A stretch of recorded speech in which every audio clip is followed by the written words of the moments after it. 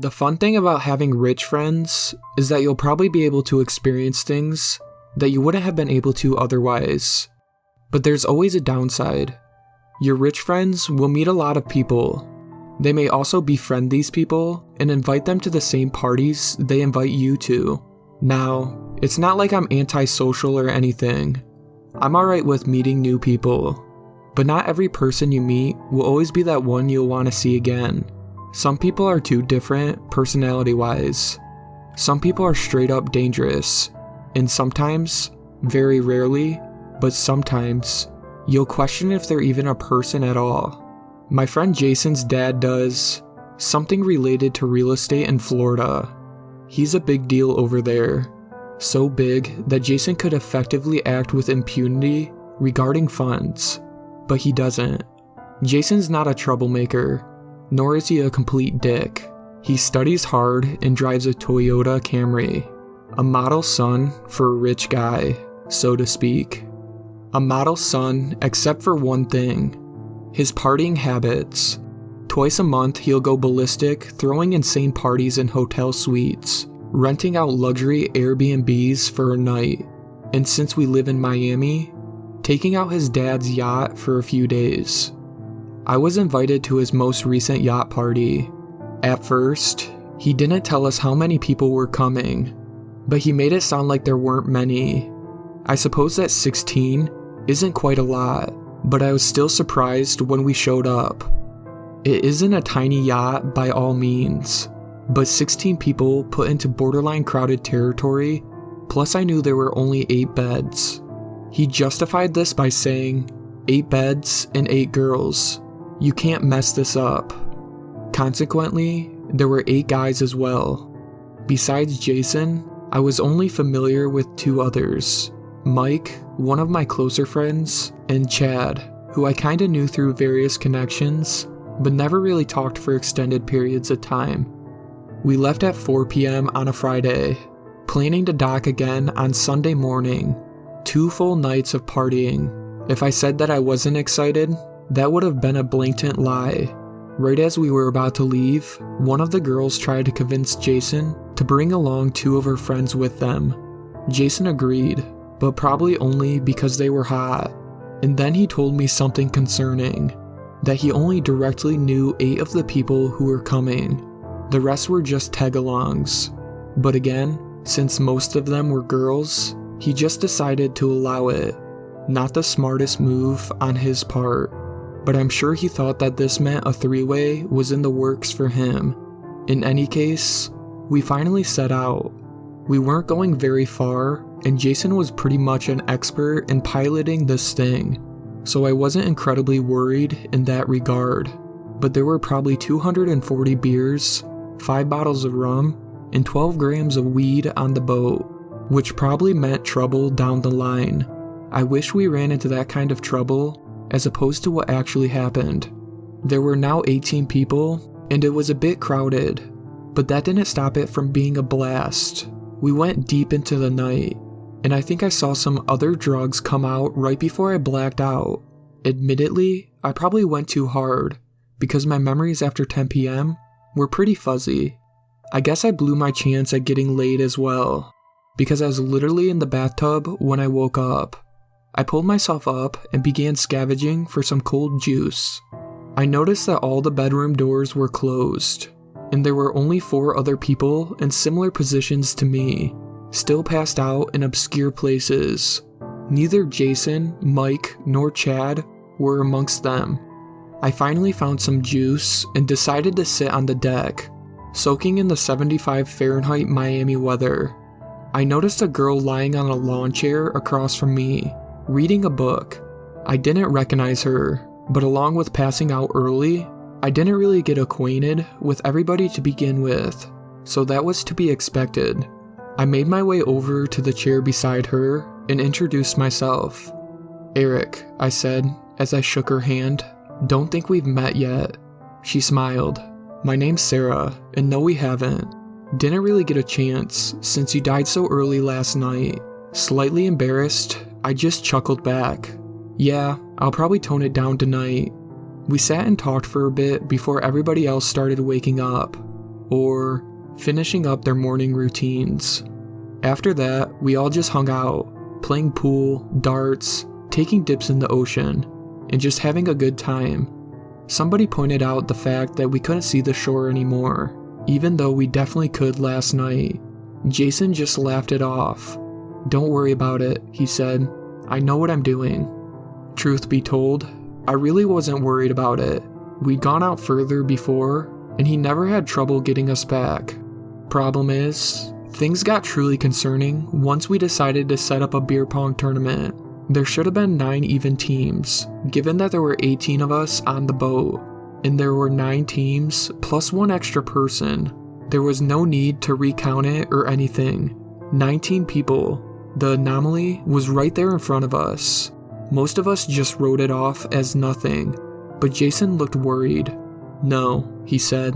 "I made a list of everybody who was coming, even Lacey's 2 friends who got on just before. There should be 18 exactly." There were a few more protests trying to convince him that this meant nothing, but they were sparse.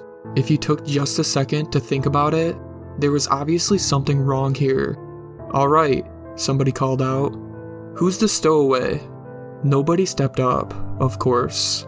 I asked Jason if he had everybody's name written down. He said that he did, but couldn't match each name to each face, since most of them were strangers to him. "If you somehow snuck onto this yacht, step up," Jason called out. "Look, I'm not mad. It's pretty impressive how you did that. I'll let you stay. I just want to know." Nobody still. "Well, you had your chance. If I find you now, I'm throwing you off right here. I'm calling out everybody's names." Jason took out the list of people who were supposed to be here and began reading them off. About 5 in, he calls out a name and nobody answers.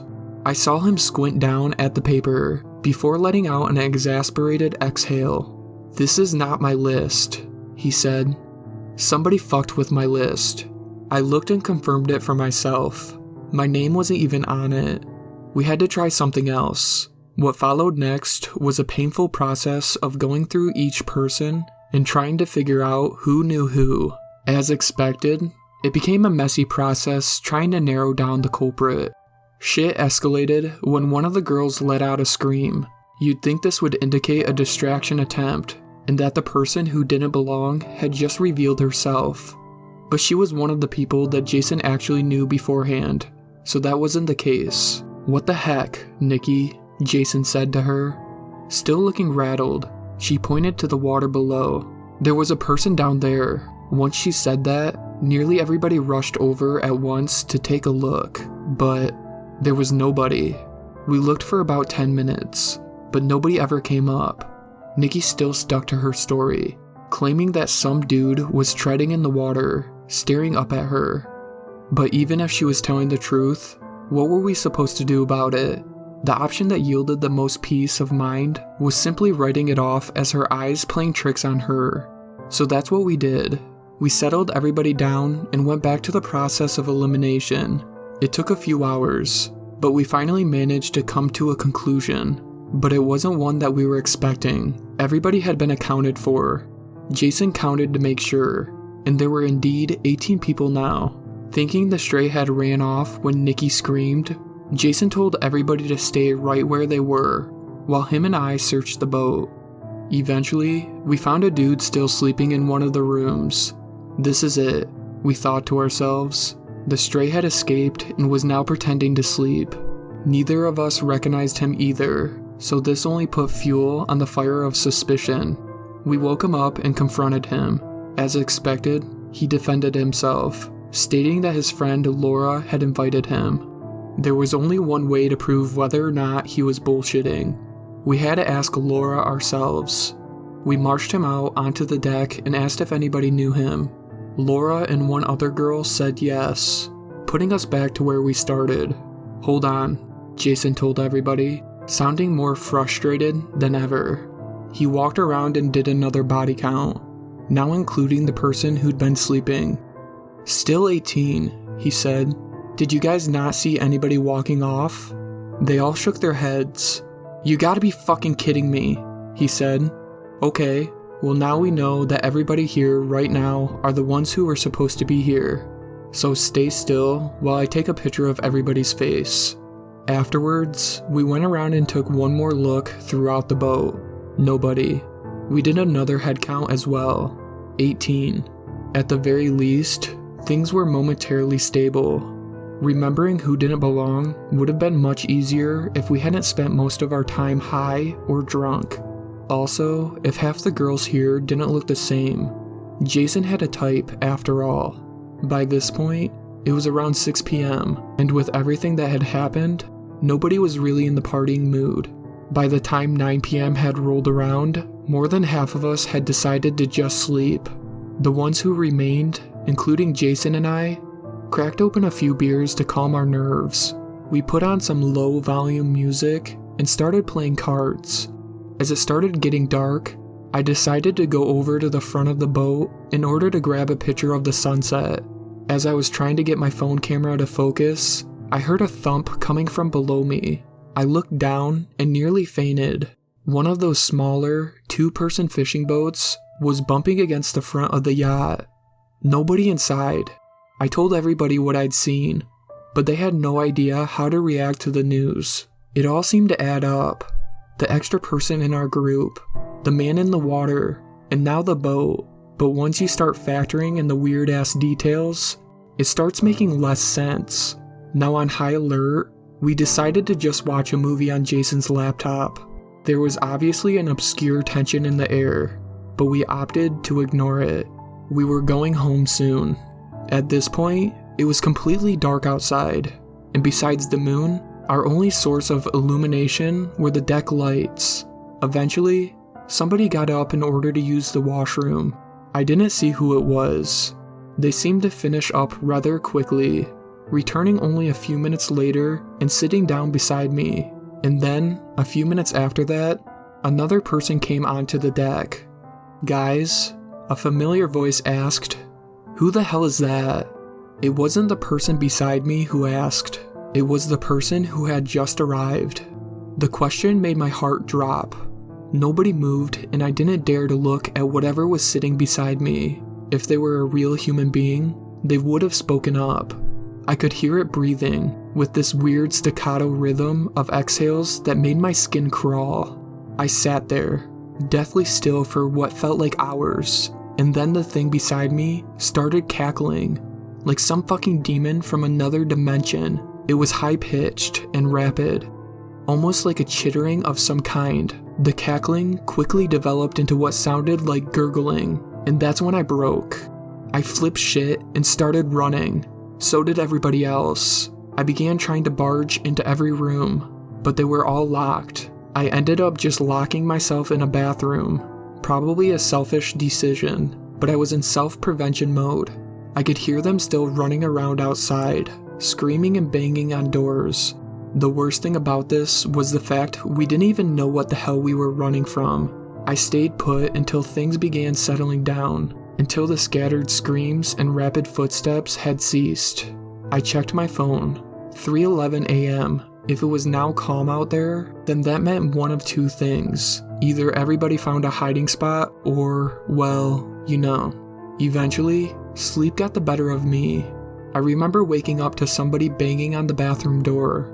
I was startled at first, but then I heard Jason's voice. "Whoever's in there, we're fucking leaving." I checked the time on my phone. 7:35 a.m.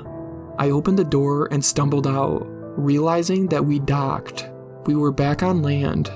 Jason was pacing around, still knocking on every door and telling everybody to come out. Apparently, he had locked himself in the cockpit during the confusion and brought us back during the night. We ended up doing another head count. Still 18. After a brief sigh of relief, we all got the hell off the boat, nobody taking a glance back. As I walked with Jason towards his car, we didn't say a single word. Even while he was driving me back to my house, we remained silent. But as we pulled in my driveway and I was about to lock myself in my room forever, he stopped me. I memorized everybody's face last night. Even though I counted 18, I only recognized 16 of them. It took my brain a second to process what this meant. But even when it did, I still found it hard to respond. I didn't know what to do, was the last thing that he said to me before driving off. Fuck the ocean.